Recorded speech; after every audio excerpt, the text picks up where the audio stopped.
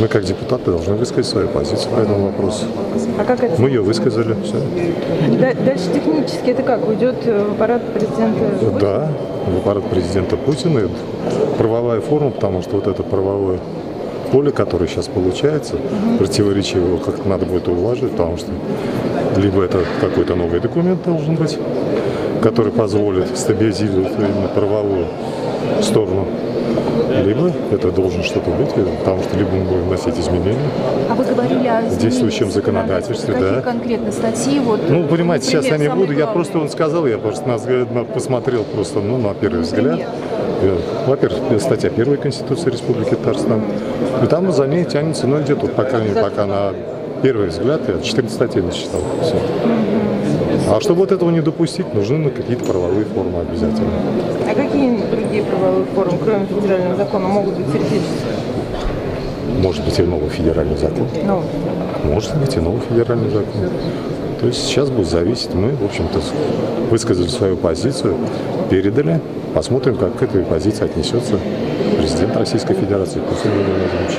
Все-таки когда заканчивается срок действия этого? Срок действия договора, по идее, 17-го должен быть заканчиваться. Но учитывая, когда его подписали, там, с момента подписания, то, по-моему, я посчитал, где-то в августе месяце 11, что ли, августа. Потому что разные цифры.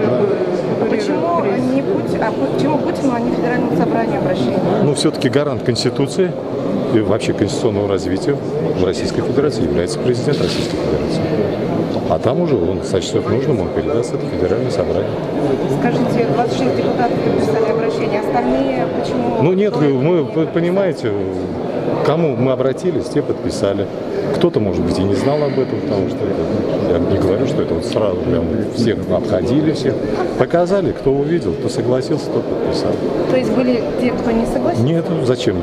Тем, кому мы подходили, ни один не отказался. Просто это технически как-то не успевали. Да, может быть.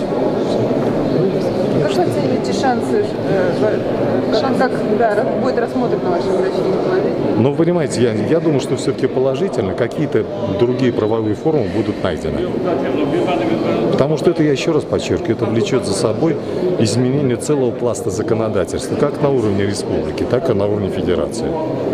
Потому что в исполнении этого договора в свое время было принято столько законов, столько нормативно-правовых актов, как законов, так и подзаконных, очень много. И их надо сейчас будет приводить, опять же, в соответствие. А это опять ломать налаженную структуру.